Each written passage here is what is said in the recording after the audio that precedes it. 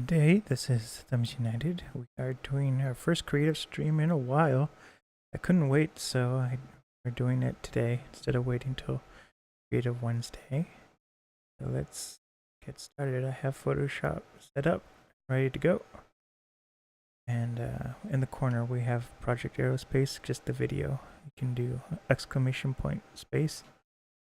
And you can find out more about Project Aerospace in chat that way. But let's get started. So what we're working on is a medium format film from my trip into Mexico.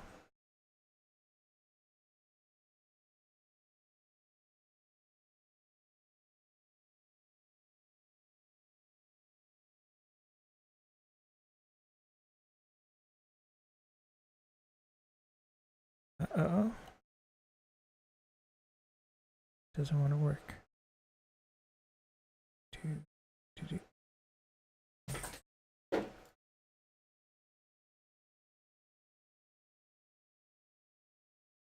Dreadful.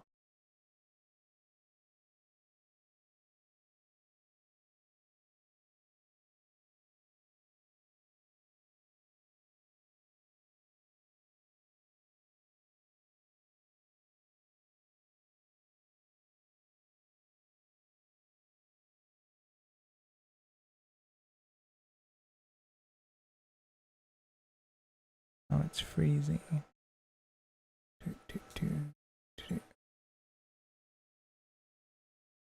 Deselect.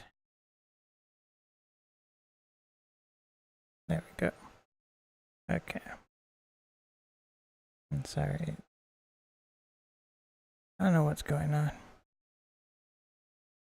But the world does not like me today in terms of technology and everything. See if the music works. There we go. I've been really busy. I've been taking lots of photographs. Not these Mexico ones. These Mexico photographs are from 2010. And, well, in 2010 we went to visit some of the places where our family was originally from. And so we went to Mexico City. We're not originally from Mexico City, but the family started off in Germany, then moved to Mexico to grow coffee beans in a finca, which is a coffee plantation. And so they had a business, running, creating all this coffee. And so we went into Chiapas, Mexico to kind of see that area where they used to grow. We didn't go to the exact same finca, but we did stay at one. So that was a really cool experience. So Chiapas is right on the bottommost tip of Mexico, and right next to Honduras, which is the country beneath Mexico. And technically, on this trip, we did go into Honduras.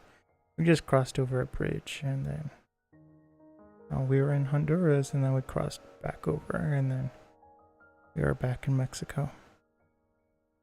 But these photos are from that trip. So the photo we have here, you can see my navigator.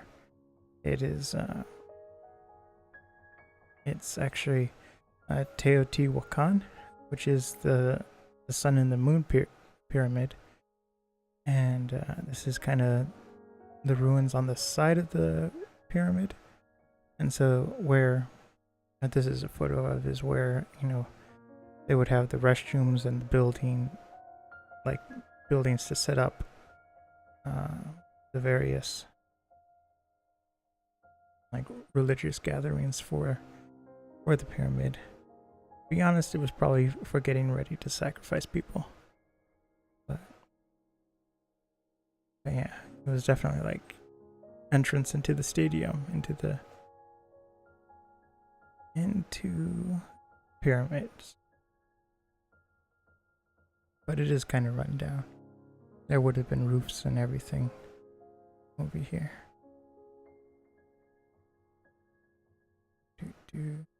And so this is medium format film, and so what that means is it's considerably larger than the sun's. Well, let's say if we're talking about digital, with a digital DSLR, the image sensor is usually around 35 millimeters. There are some DSLRs that are not 35 millimeters, and they're called micro four thirds, which is a smaller sensor. And because the sensor is smaller, they're more inexpensive. It's still high quality, but they're easier to produce, and so those cameras are cheaper. And so the reason why you want a full frame or a larger frame sensor, like a full frame 35 millimeter, is because you get a nice depth of field at wide angles.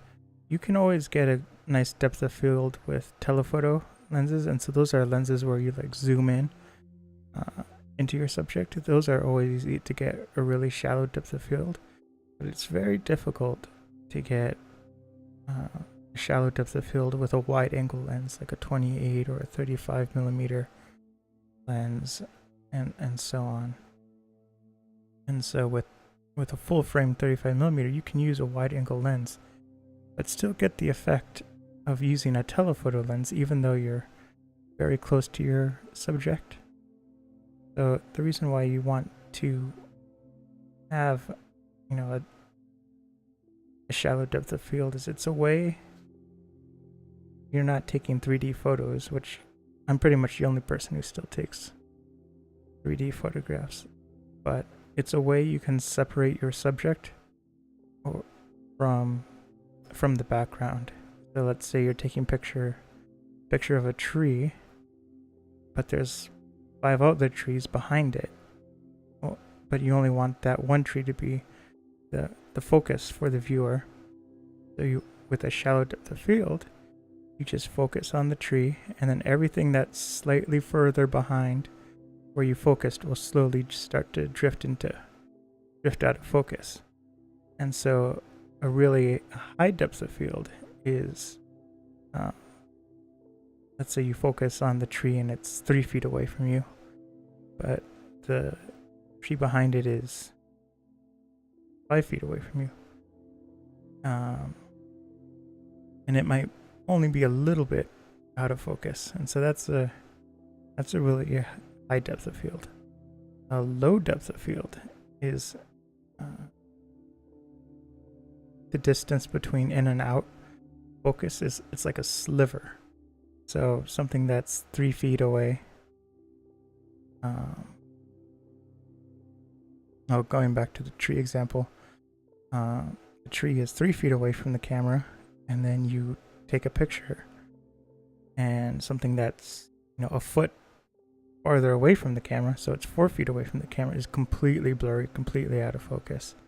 And so that way, you guide your viewer's eyes in the photograph to the focal point, which is literally what you have in focus. There are other ways you can guide viewers' eyes with guide them to different focal points in your image without having to rely on depth of field. You can do it with light and shadow and colors. Kind of have like bright highlights, something like that. But the depth of field is it's one of the easier ways. It's not easy in the sense of like financially, because you have to pay a lot more for lenses that can get a low depth of field like that. So it does cost more to get good lenses that do that. And then in addition to that, it does cost more to buy a full frame 35 millimeter camera. But it's easy to operate.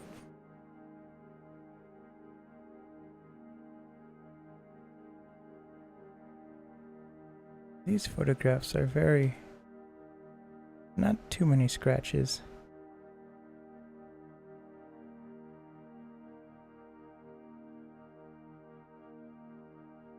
just a little bit. The ones after this, after like the first 6, there's a ton of dust and scratch on the negatives.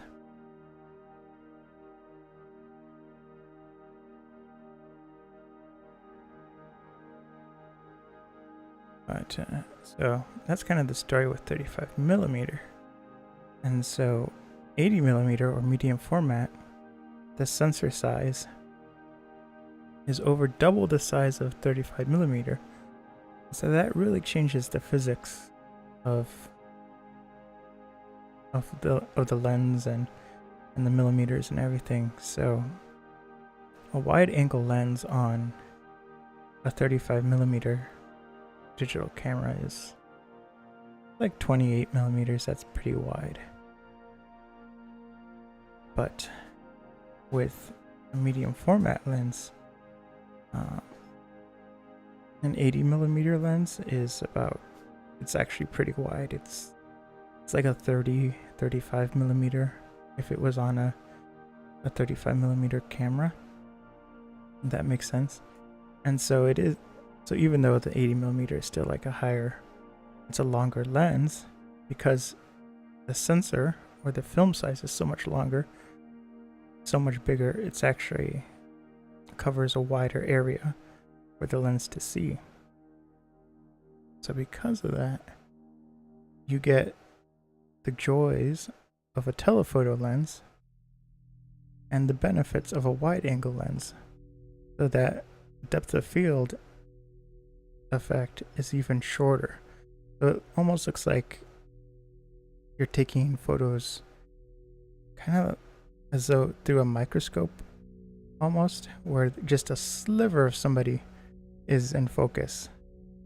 And it's really cool because it kind of messes with how you think about scale, where if you're doing portrait photography with a medium format camera, they can be, full headshot in the frame, but subconsciously when your eye looks at it, it's like, it kind of makes people look a little miniature, because the magnification factor is like so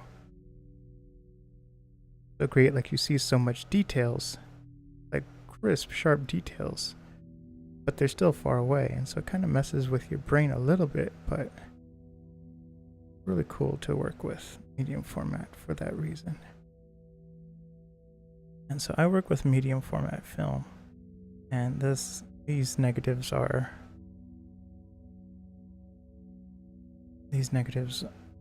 scanned at about 220 megapixels. And so this one you can kind of see a little bit of the film grain. That's because this film is an ISO of 400, but once you get to like the ISO 100, the film grain goes down.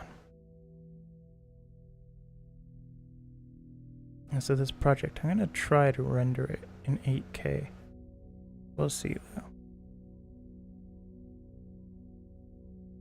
I know it's something my computer can render, it's just I don't know how much time I want to dedicate it to it, and I have to write another program to render it in the 8K.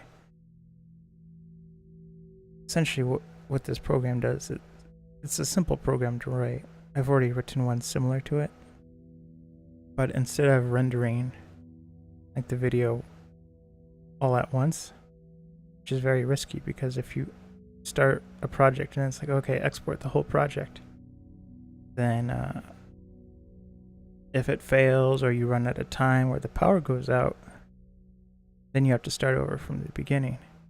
I wrote a program that I'm using for daily animation where it will write one frame, which takes a long time, takes about 7 hours to render a frame. And this is for animation. This is CGI like Pixar and like photorealistic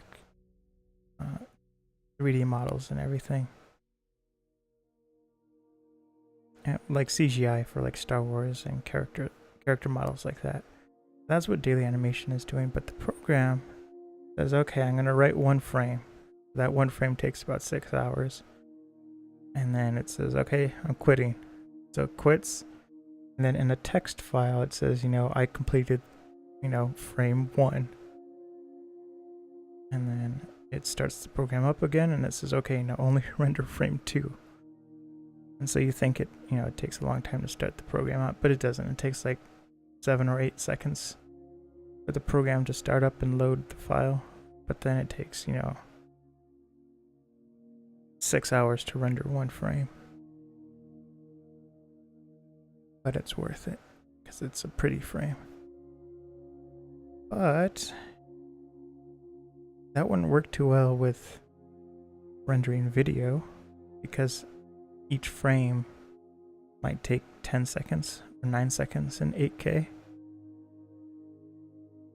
And so to have the program shut down and then start again for each frame that would slow it down a lot.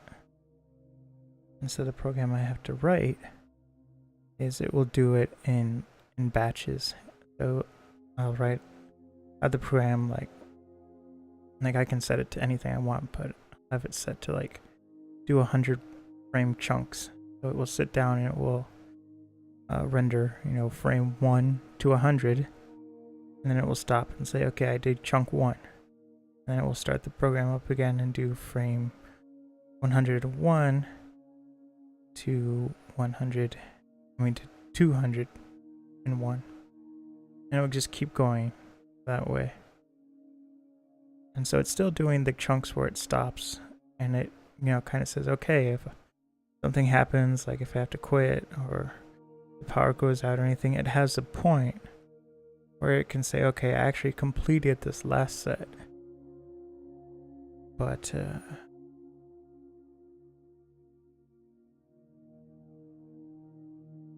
I actually completed the last set, but I can start off from this last point. And that would save me so much time. I'm getting ready to write probably the first project, once it's successful, that will be in 8K, will be the Milwaukee color film. That one will probably be the first one in 8K.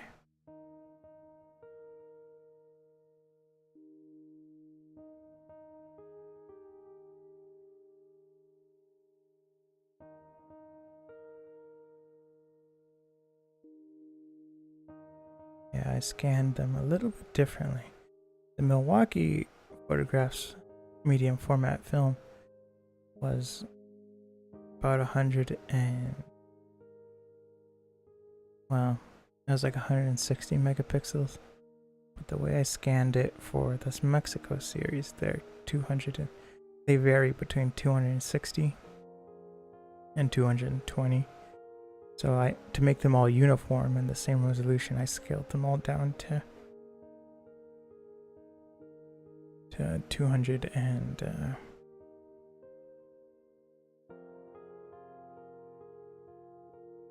hold on. I'm in like a panic. Okay. We're good. And yeah, so I scaled them all down to 220 megapixels. And it's funny because the way I do it, I don't have a medium format film scanner. I have a 35 millimeter film scanner. So what I do is I scan the medium format in 4 chunks now. The bottom, middle, the middle, then the top. And then in Photoshop, it has this feature called Photo Merge. And so it's meant for if you take like a collage of photographs of the same thing but different chunks, you can sandwich them together, make a huge resolution file, but I use it to do a huge resolution negative.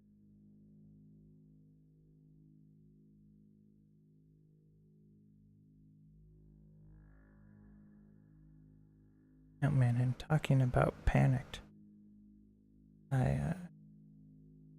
last Saturday I had my graduation. And it's funny because I technically graduated. I got my degree last year, but I had to wait until this spring to graduate. It was really nice graduating. I was relieved, and like before when I got the degree in the mail, and I was like, oh, I guess that's it. But it kind of didn't feel like I finished, and now it's like it is time to move on. Got things to do outside of college. So I'm very excited for the future. But so I went to the graduation and it said get there at 1. So I got there at 1 and there's like almost nobody there. And the people that are there are just casually looking around. And I'm like, this is weird. And it's in a convention center. Like, huge open space. And so I go and I have my photo taken and everything, and it says, honor students line up here. And I was like, well, I'm not an honor student. I was close, got on the dean's list and honors list a couple of times, but my GPA wasn't there. And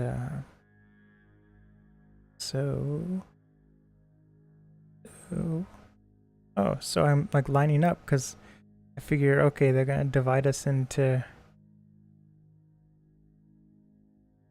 what our degrees are. I've been to my sister's graduation, and then no, they just had us line up, and then they walked out, and the whole time I was like, am I supposed to be in a different group? Why am I with the honors group? Are they gonna call me out? This guy's not an honor student. And that was worrying. But then there was another lady who was kind of thinking the exact same thing I was, because on the wall it said, honor students and some PK class students. And I was like, uh-oh. I'm not either of those. But, and so this lady was like asking one of the staff people, he was like, need to know, there's nowhere to go. And then the staff person was like, oh, just go with, your friends, whoever you recognize, stay with them. And the lady was like, I don't see anyone I recognize, I need, help. Where am I supposed to go? And so she was like starting to have a meltdown, and I was like, I was going to have a meltdown just watching. But yeah, the lady just ended up saying, well, go towards the end of the line. That's where everyone stands. And so I don't think the person she was asking help from quite understood. But, once the graduation was over, it was like, oh, so we didn't go out in any order. It was just everyone from the college goes out in whatever order they arrived in line, and that's it. So I don't know why it had a sign that said, honor students here, because that's not how it wasn't lined up that way. And so the person should have helped this student who was, panicking, and just told him, oh, we don't do an order. You just stand wherever in line and wait. So that was like, phew. It was funny because I was like, normally I get worried about performances. But like once I'm at the performance, like I can do public speaking, I can act in front of people. I don't, once I'm on the stage, I don't have stage fright, but leading up to it, it's like I'm terrified. And the same thing kind of happened. Like I was worried, woke up super early. And I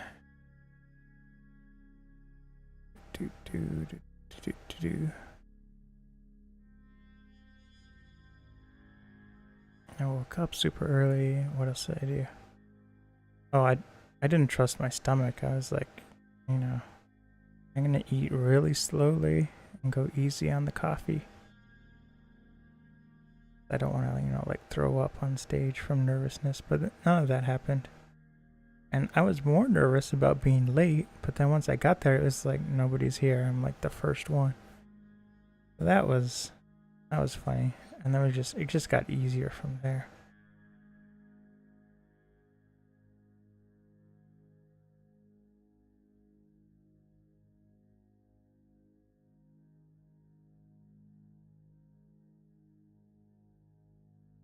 So now I'm going to try to get, a job working either at like an art studio or doing photography full time. My degree is in application development, computer programming, but it's kind of like a backup degree in case the art stuff doesn't work out.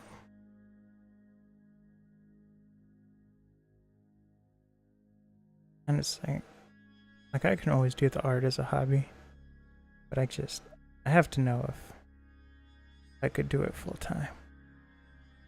That's what I'm going to be doing this summer. I have a part-time job that's like, it's based on weather, so it could be a full-time job if the weather was right. But right now it's part-time. It's been raining so much. It's been raining. For my graduation it was sunny, and the day after, but the whole week before that it was just thunderstorm after thunderstorm. And then when it wasn't thunderstorming, it was just sprinkling. And today it's already started raining again.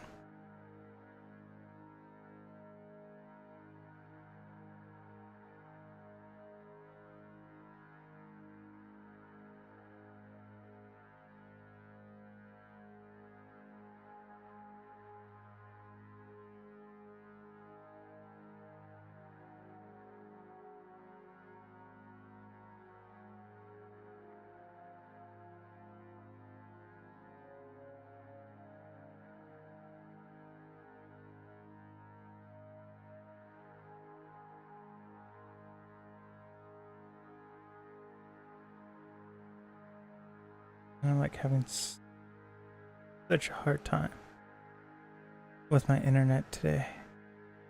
Like, I haven't noticed the internet being a problem, but until I tried to start streaming, that's why I started and stopped so often. It was 70% dropped frames. I had to drop my bit rate down so low. And it's still lagging. But I don't know. The audio's not lagging so much. I don't know what that's about.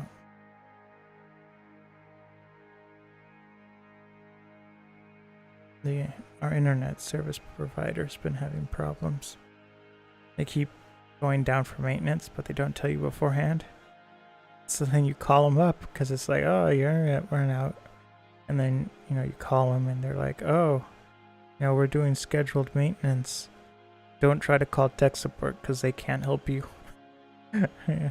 And they're like, we'll try to have the internet back up by like 11 a.m. And it's like, what? And they've done that twice last month.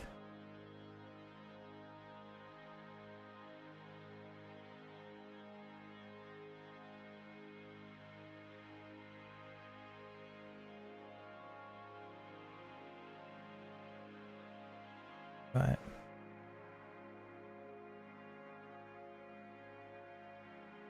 a lot of the dust is at the bottom of this.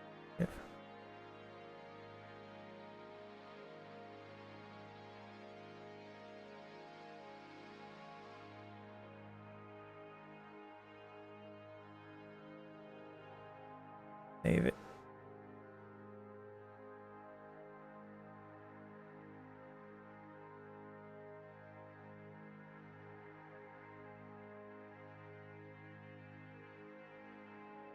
Slowly. Loading slowly.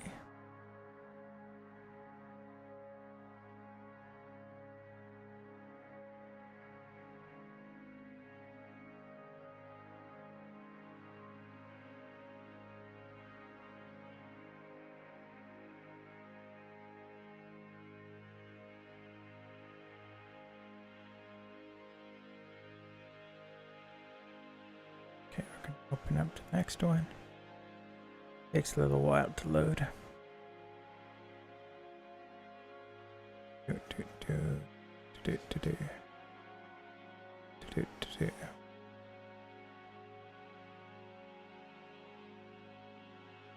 It's not even that it takes a long time to load, it takes a long time to open the menu to tell it to load. I don't know why it does that.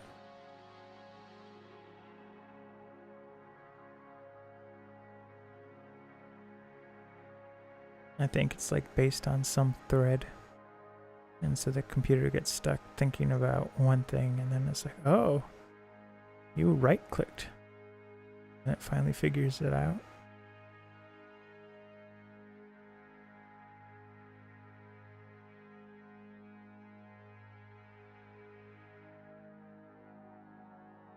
It's struggling.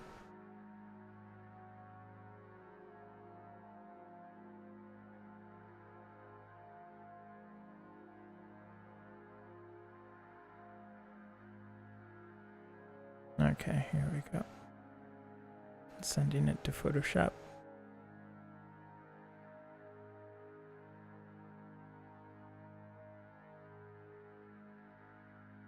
See if it loads right away.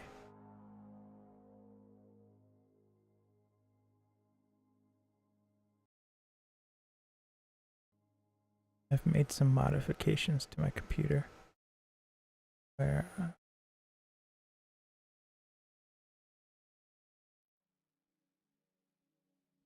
I had an SSD and it partially worked. It's a 32 gigabyte SSD, but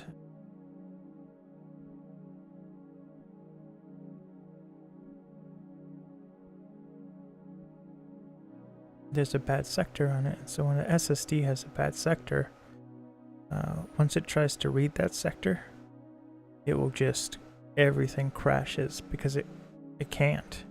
And so it's like, I can't read it, and it just has a meltdown. Where mechanical hard drives, they're built because they have to kind of, you know, they work in the physical world.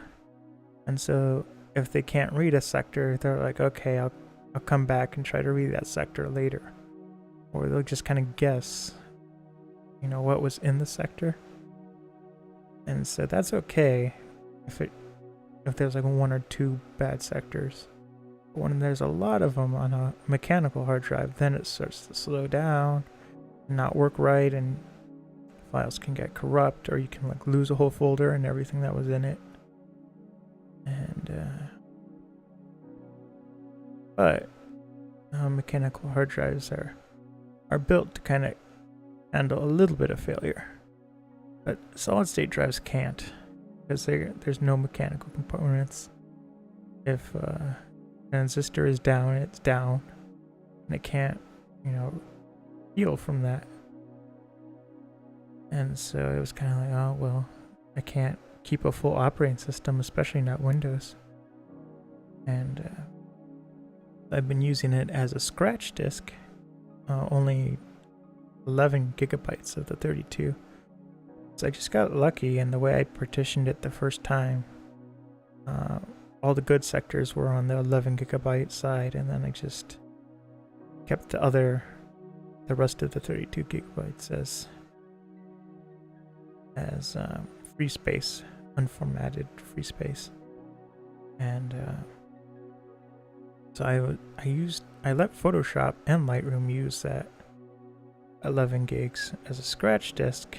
It worked okay, but after a while Photoshop always started lagging, and I noticed that if Photoshop used a mechanical hard disk, it would last longer without lagging.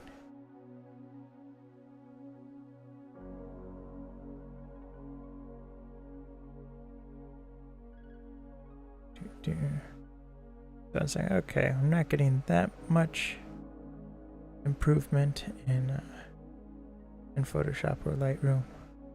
I was like, okay, I'm gonna try to make it the Ready Boost for Windows, which is it's a way for Windows to use an extra disk just as scratch disk, and it's kind of like It's like adding extra RAM. Kind of. It's like adding extra slow RAM. Like really slow. Because RAM is really fast. And even a solid state hard drive is nowhere close to the same speed as RAM. But it is so much faster than a mechanical hard drive. And what the operating system does when it runs out of memory and RAM, which even if you have 32 gigabytes of RAM, it still stores some of the extra data on your hard drive. And it tries to put data that should be in RAM, but it's not accessed to that often on the hard drive. And that way it gives more RAM to your applications and everything else that needs a lot of it, really fast. And so it kind of puts low priority data on the hard drive. And so what the Ready Disk does, the Ready Boost in Windows is like, okay, here's a hard drive that's really fast, like an SSD. And it's like, let's put the files that are medium to low priority on that drive. And so even when they are called and needed in the operating system, they're called extremely quickly, much quickly than if they were stored on the mechanical hard drive. And so that allows the computer to do bigger tasks more reliably and faster. So I've been playing around with Photoshop since then, and it's great. So I have 11 gigabytes of Ready Boost and 16 gigabytes of RAM, and then I have a scratch disk, just a regular hard drive, connected by SATA, and that's what Photoshop and Lightroom uses. So far it's been really reliable, much more reliable than in the past. Before I had to quit Photoshop after editing 2 photos. Not so much with this. So things are good.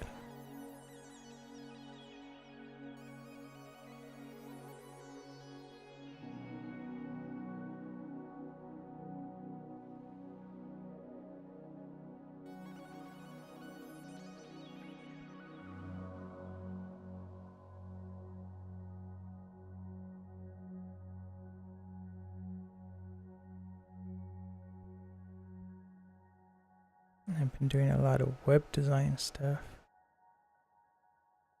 It's good because I'm trying to get my website out there. And I want the website to take care of itself. That's part of what took so long with the web development stuff, was I'm making it all dynamic. So I can just, post things as I edit them and everything, and then it goes where it's supposed to go. Gets dispersed.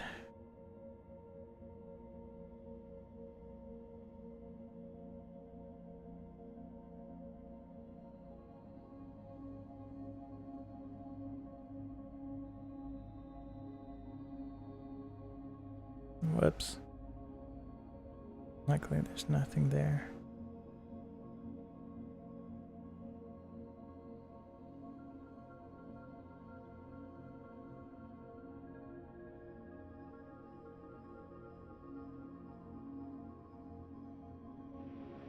All this sky is kind of blown out. Even if there is dust on the negative, probably won't find it even after we edit the exposure. But still have to check.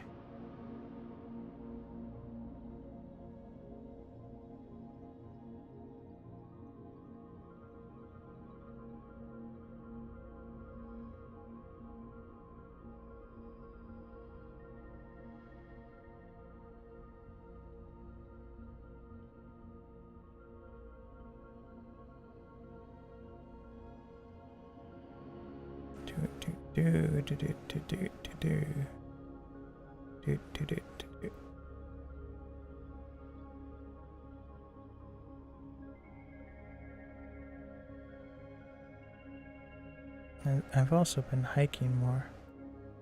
It's a lot of fun. keep going a little bit further. It started off with like, well, in the winter I was hiking a lot for this one film project I was doing. That was like 3 or 4 mile round trips, and I would do it like every other day.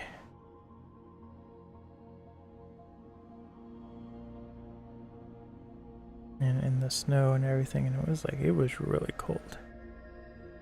Like my beard would freeze and everything. It was like, that's how cold it was. But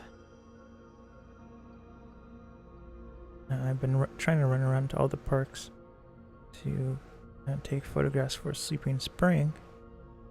I have one more part of a park to go to. There's this one park that I've been to twice, technically 3 times, but really twice because the 3rd time was for a reshoot.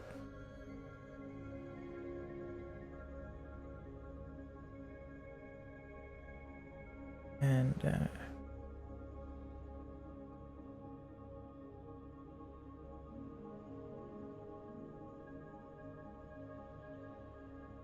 anyway, I had to go back to the park to do the last part.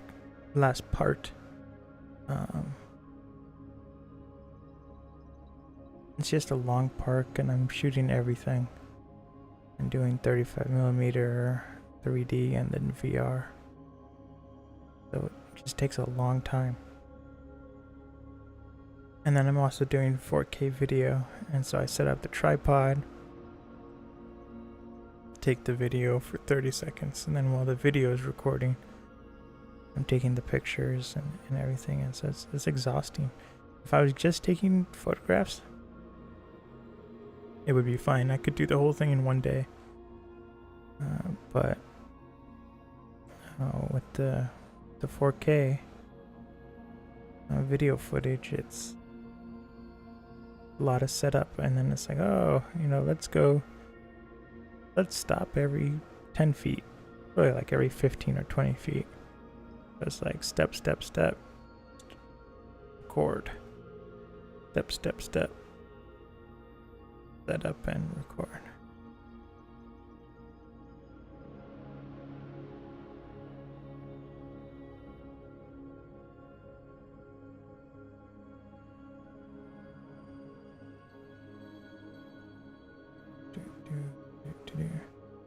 I'll probably be on tomorrow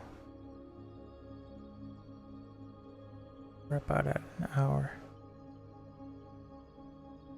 I'll be online earlier, probably early afternoon or late morning, sometime between 11 and 1.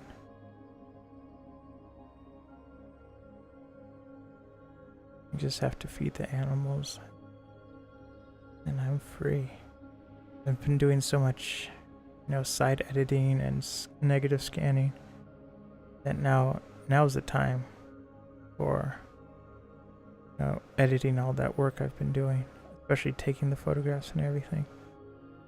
But and there's a lot to edit.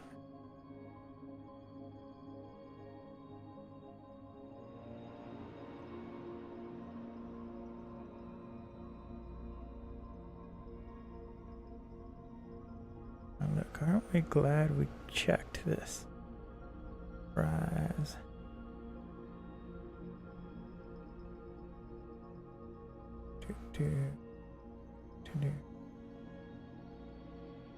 Oh man, today was so rough.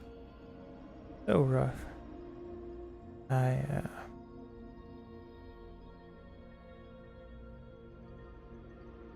had to take my mom and sister to the airport, and my grandmother. My sister's plane was supposed to leave at around 6:30 in the morning. We had to get to the airport. We were supposed to get there at 4, but we ended up getting there late.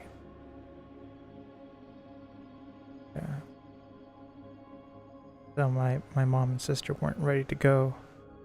They didn't wake me up till 4 a.m. And then we were in in the car. We got there at 5.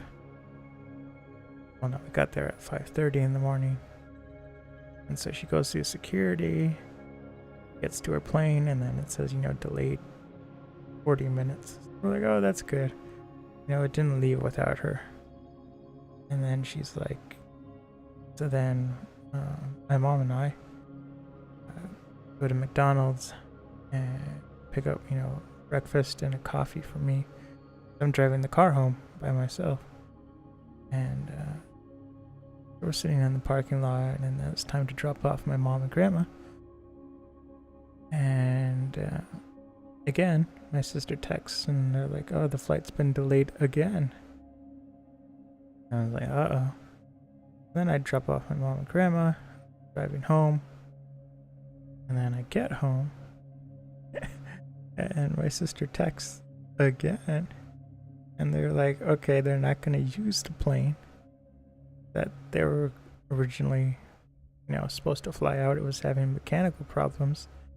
And so they said they're going to pull out a plane from storage and fly that. And so I was like, good luck. I hope you land.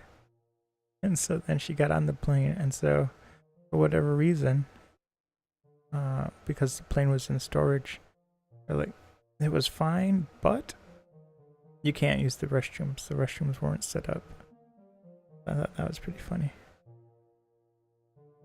And so she left really late. She was supposed to get there at like 10 in the morning in New York. But she didn't end up leaving till about 12 p.m. But luckily I didn't have to go back and pick her up because the airport's an hour away. I was keeping an eye on my phone to see if that's what was going to happen, because then I'd turn around while I was coming home. But so that was the thing that was exhausting today. I actually went back to bed when I got home. I thought I could, stay up and get some work done early in the morning, but I couldn't stay awake at all. I just gave up. Like, I had a frappe and my frappe from McDonald's, and for that I drank I made my French press coffee. So that's a lot of coffee, because the French press is like, it makes 3 cups of coffee. So I drank that, and then I had the frappe, and I was still having trouble staying awake. Because when I went to bed, I went to bed at 1, but then I couldn't fall asleep. I didn't really fall asleep till around 2:30. And then I started having all these nightmares. It wasn't even a good sleep, and then I had to wake up at 4 in the morning. So it was really only like 2 hours and a half. And like, I thought, is it even worth going to sleep? But I'm glad I did. Because like, today was just weird. So I went back to bed at like 10 in the morning, and then woke up at 1. And I just felt like dizzy and nauseous and jet lagged. I feel jet lagged. And I didn't even go anywhere. And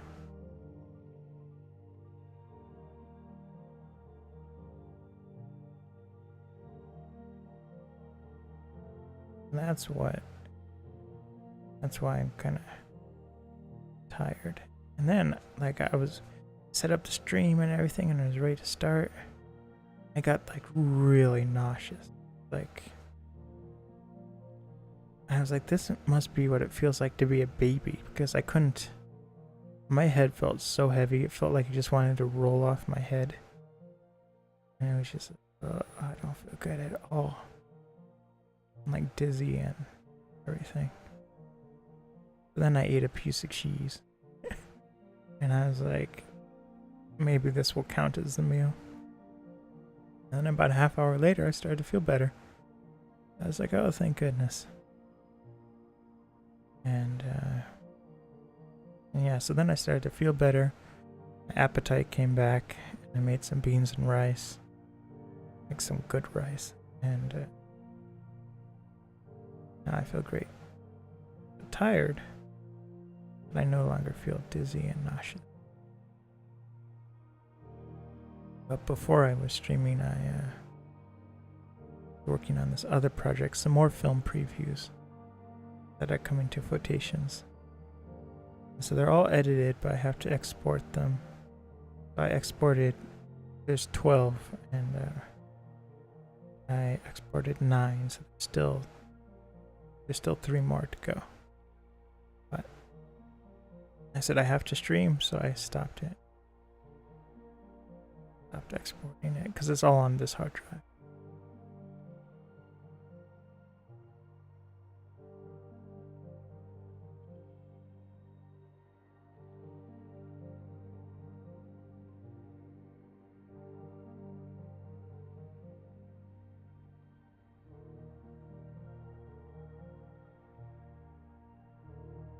Trying not to go to the bottom yet.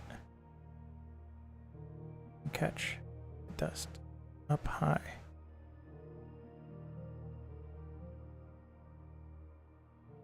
Because we're gonna go across the bottom, like right now. So yeah, I'm back to streaming. I'm gonna be streaming for the next week and a half, pretty consistently. And then I have my sister's graduation for a week, and so I'm gonna be out of town. But until then, I'll be streaming consistently, and then I'll come right back to streaming after that. Yep, it will be like another week off after that. What I'll probably do tomorrow is I'll do an early afternoon creative stream, and then at night I'll do a video game stream.